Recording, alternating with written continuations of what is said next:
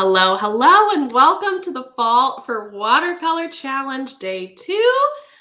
Today we are painting some leaves. I know we painted leaves yesterday, but we're going to do a little bit, add to it a little bit, okay? Keeping it nice and light for the first week. So yesterday we talked about using our brush pressure to create a leaf shape with the light pressure, the thick pressure, and the light pressure. So we're just going to add to this move. Let's zoom in for the occasion. Okay, so when we do this, we're going to actually make a leaf with 2 brush strokes, okay? So I'm going to use my brush. I'm going to do light ballerina, Sasquatch, light ballerina, and then I'm going to come down alongside, and I'm going to leave ever so little a gap here and kind of do the same thing, okay? And you can see it creates this little stem like, like the middle vein. Okay, so let's practice that a couple of times. Okay, so I'm going to do thin, thick, thin. Play around with shape of it. You can start at the top or at the bottom. Thin, thick, thin. Connect at the top, and you've got a little leaf. Let's do an orange one. All right, so thin, thick, thin, thin, thick, thin. You might need to give it a little touch up here and there. Okay, now here's where the fun part comes in, okay? We are going to add a little color, whoop, into the end. Oh my gosh, wherever you want, okay? You could even do one side with one color, okay? So thin, thick, thin. I'm gonna wash my brush off. I'm gonna kind of dab it, make sure it's clean because I'm going into my yellow. Then for the other side, I'm going to do thin, thick, thin.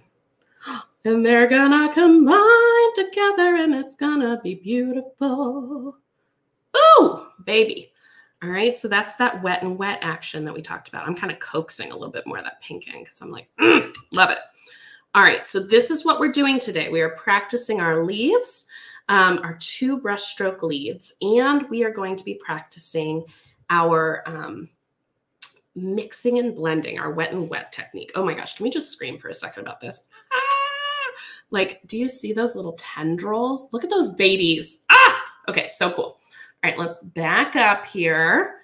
You can see the whole shebang. All right, and here's my little sheet. I've got my little square, and I am going to paint some leaves. All right. So I'm hoping that your first day went really well. If you didn't get to it, that's okay. There's always tomorrow or the next day, so no sweat. If you have any questions that you encountered, feel free to drop them in the comments. I'd love to hear how it made you feel when you were painting. Like, if you didn't think about it, great opportunity to think about it today. How did it make you feel? How was your heart rate? How was your brain? How did it feel in your body? I don't know if you can tell, I'm already like in the zone. Like, can you tell my speech is slowing down? I'm like, yes, I'm in the watercolor zone. I needed this. Let me tell you, we just moved. We had been renovating our home and we just moved and we've been like unpacking like wild, just so busy. And my mom is coming into town, which she said she wants to paint Fall for Watercolor, which is so exciting. And so I just needed this little watercolor moment. I'm going to move it because I don't like that those 2 are like kind of the same shape, like the same, facing the same direction. Like, what are we? An army of leaves? No way. We're like a frolicking gaggle of leaves. Please and thank you. All right. Oh, I like that color. It's kind of like a burnt orange. And if you're finding that your watercolor paints are just like dripping everywhere and everything seems to be running together too much, like maybe it's just too wet, you might want to try lightly tapping the tip of your brush to your towel. And that can help with some of that excess moisture so that you're not coming into your painting just like slapping the water on. A good watercolor paper should hold a fair amount of paint, but it definitely definitely helps to kind of do a little bit of that manual control with your absorbent tool of choice. So paper towel or your little, if you have like a little washcloth or something. Washcloth can actually be really nice. I like the texture of a washcloth for my little drying towel. I'm using a tea towel that has a lot of nice texture. I feel like, I don't know, I'm a creature of habit. Once you find something that works, you kind of know how much pressure it needs to get the consistency that you like. But anytime you're trying a new paper, a new paint, even painting somewhere different, because like the humidity levels can be different, it's going to take a little while to get used to. So if you've always used Crayola paints and you're trying some fancier stuff this time, that's awesome. And it's going to feel a little bit different. If you are, maybe based out of Louisiana where it's really humid and you started painting in Arizona, it's going to behave really differently. So those are all things like, it's always good if you're, going to be working on a big project or something to just kind of test out, play around with your supplies before you get into it. Even we moved, as I mentioned, into our home, and like the humidity levels are different from our old house because we have a different kind of heating and cooling system. So it really just depends on your situation. All right. Oh my God, I'm out of the screen. I'm so sorry. It's like bringing it closer and closer to my face. And this is just so relaxing. I could go on forever. I might overlap some of these once they dry. If you're feeling a little bit impatient and want it to dry so you can layer a little bit, you can use a hair dryer. No shame in that game. I am like queen of impatience when it comes to watercolor. So, do what you need to do. Get that project.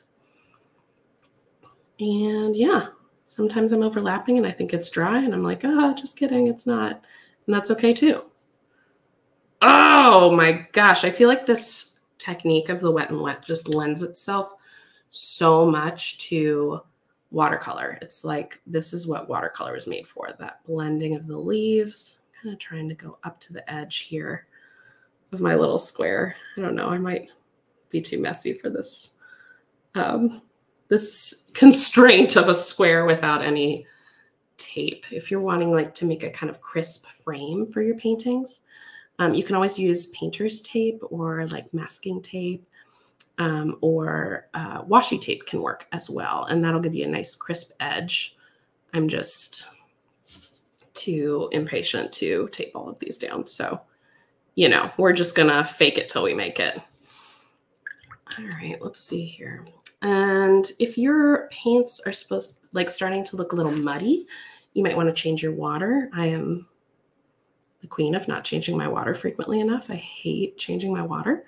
But if it starts to look like murky and brown, and you want resilient, beautiful, brilliant colors, go change that water, baby.